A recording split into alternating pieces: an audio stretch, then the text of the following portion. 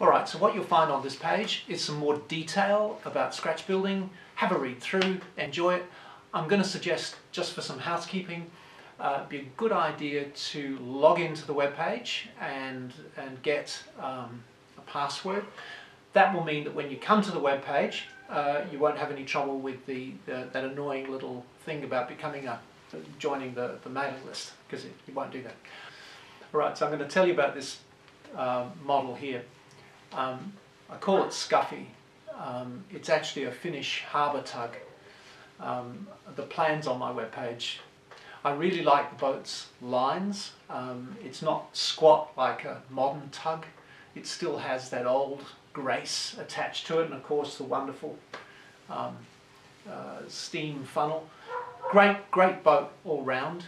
Funny thing is, I had someone look at my videos on how I built this, and he emailed me in complete shock because I actually made most of this hull to begin with cardboard, and I planked it with cardboard. I've got no intention of the cardboard being the finished article by any means, but it was a great way of roughing the hull out so that I could then fiberglass it and put some filler on it.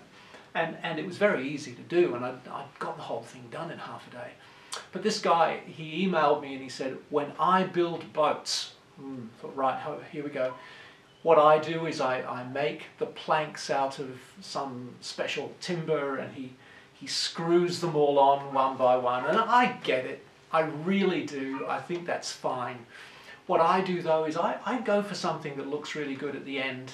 And if you look inside my boats, sometimes they're a bit messy. I really don't care. What I'm looking for is how they look, but above all, it's how well they operate.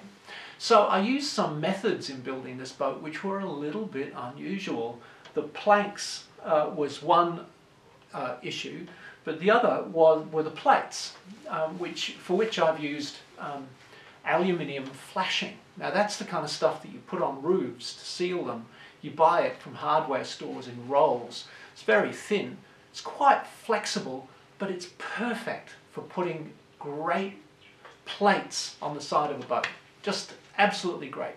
So you'll find as you look through my web pages, just lots and lots of ideas about how to do things like that. A bit left of centre, and using sometimes some pretty unusual methods. So the final thing I'll mention is, of course, I've got a home workshop here, and you've got to have a workshop.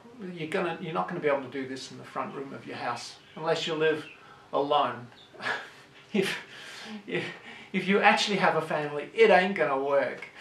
So this is just an ordinary garage, and I've converted it, I've taken it over, and I've got my tools in here.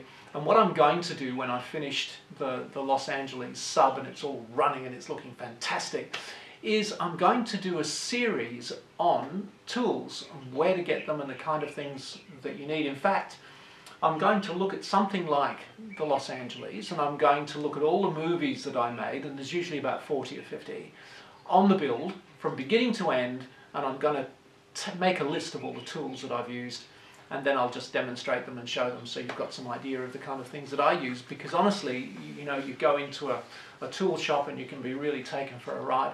A lot of my stuff is secondhand, and honestly, better for it, because it's really well established. Plus, when you buy something like, and I'm going to suggest you think about this, either you get a lathe, or you get someone who's a really good friend who'll let you use one, or you become an annoying companion to him or her. Very unlikely to be a her. But when you buy a brand new lathe, you can get them for 800 bucks or so from China. That's Australian, and they're really extraordinarily good. You can buy them secondhand. That only cost me a couple of hundred, the one that I use. Doesn't have all the bits and bobs that some of them do, but then you don't need all the bits and bobs when all you're doing is scratch building. You don't need something huge. Conversely, when you buy it secondhand, you get all the old tools and all the bits and stuff that go with it, which are just fantastic, because that's where most of the cost lies, in buying the cutters and the extra face plate and the bits and pieces. Anyway, whether you do that or not right now is not the issue. The issue is to enjoy the whole journey, and next week we're going to look at how to make boats work really well and look fantastic on the water. Okay, thanks a lot. Bye.